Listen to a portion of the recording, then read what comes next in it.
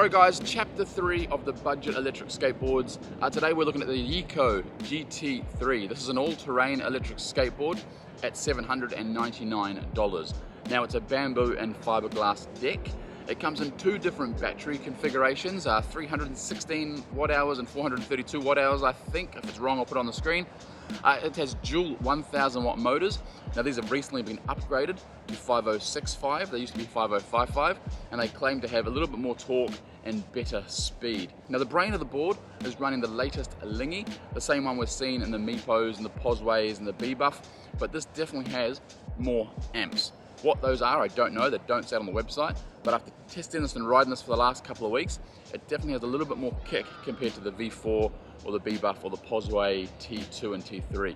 So it feels actually quite nice. And the benefits of having that Lingy is you've still got that roll to turn on and you've got the adjustable brakes. Now the trucks on this board are just a very standard reverse kingpin. It's trucks we've seen many times over the years. There's nothing special about these. They seem to do the job okay, but that is probably the only area where I would say there is an opportunity to put a nicer truck on this board. But again, we do have to look at the price and go, how much can you do for $799? And of course, all links and discount codes will be down in the description. So please take a look at the board if you're after a low-cost, entry-level, all-terrain skateboard. And if you've made it this far, please consider chucking a like on the video. Please consider subscribing if you haven't already. This channel is growing really nicely. We have just past 8,000 subscribers. We're getting very close to that 10,000 number. And just a reminder, once we hit that 10,000 number, we will be giving away a brand new electric skateboard to one of my subscribers. So hit that subscribe button, turn on the notification bell, hit the like button, let's go ride the board. And here it is, the GT3. As you can see, it's got some, pretty standard yet different styling. It's nice they haven't just gone with hex skins and sort of copied the current trends. Underneath, it has some really nice custom enclosures. I haven't seen these before, so I'm guessing they're making them themselves. YECOO branded there. Nice heat sink right there.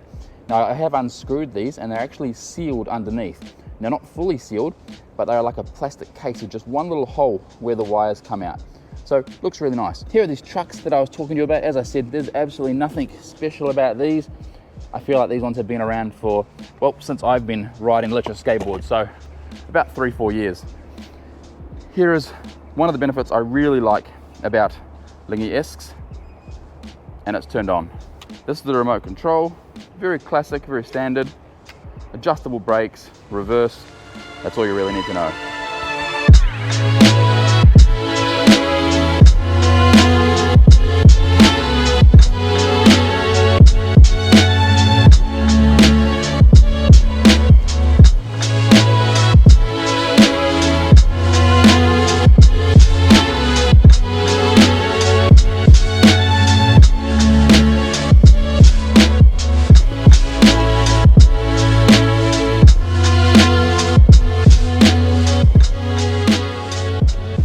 Alright, so let's talk about the board and in general, how do I think it performs? Well, it goes pretty well.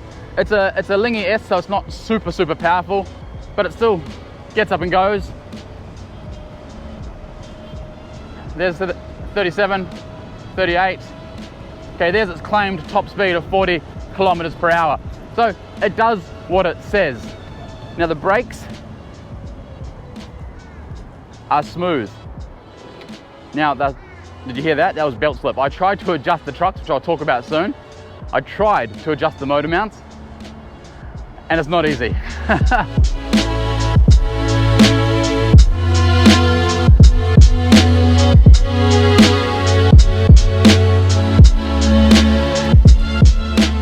want to talk about the wheels on this board. Now, it does come with two sets. No matter which model you get, being the smaller battery or the larger battery, they come with the rubbers and they come with a set of unbranded 90mm urethanes. But here are the rubbers that I was telling you about. Now I'm hoping you can see this clearly, but it honestly is like a car tire. The tread is super deep and directional, so these should go quite nicely for quite a long time, but also still be okay in the wet, because I'm guessing that tread is going to actually collect the water and throw it out.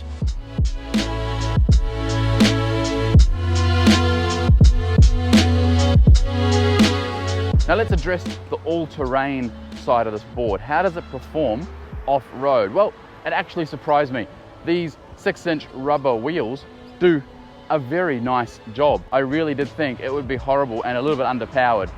Now, as soon as you start getting into long grass or quite loose sand or gravel, I think it will struggle. But for a standard, say, mountain trail that's not too hilly, this board does a good job. Now, the truck's been a very standard old style reverse kingpin. They do fine. They're not super tight or super carvy. I've got these done up actually quite tight and I can still have a bit of fun. Obviously my weight assists with that. My current weight being 101 kilos, I think. But these ones they do feel nice.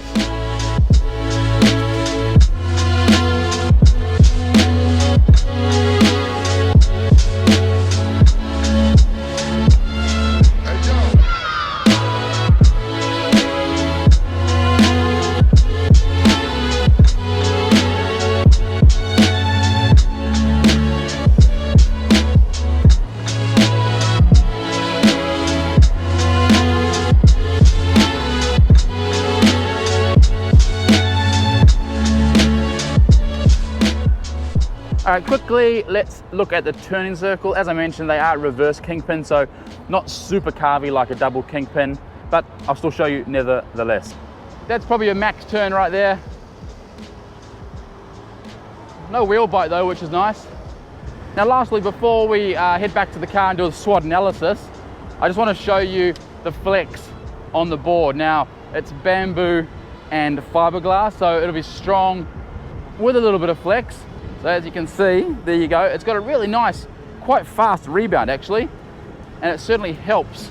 It sort of pairs up nicely with those rubber wheels and really, I guess, dampens those bumps and cracks. Now, it's not spongy at all, which is a really nice thing. Some lower cost boards have quite poor quality decks.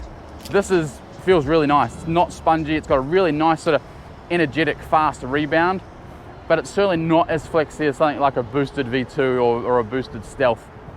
But it's definitely flexier than a lot of other low-cost boards that just use maple, because that's obviously the cheaper option. So, big tick for the deck. It's definitely a strength of this board. You're spinning around in my head. Did you really mean the words you said? Yeah. The way I see it, you had every chance to walk away, yeah. You and me are perfect, but I don't wanna hurt no one when all is said and done. Just tell me that I'm worth it, tell me I'm the only one, yeah. Baby, it's been so long, I'm calling out your name. Do you think of me? Just tell me if you feel the same. I will leave the lights on in case you're coming back. Alright guys, we are back at the car. So the YECOO GT3 SWOT analysis. Let's keep it really quick and simple. Strengths, I love the deck on the board. The motors are nice, they're not bad, they don't overheat. 1000 watts, pretty standard. The price is obviously a massive strength, being $799 or $720 after a discount code. Now, my two favorite things on the board, however, is one, the ESC. That lingy is just getting so good.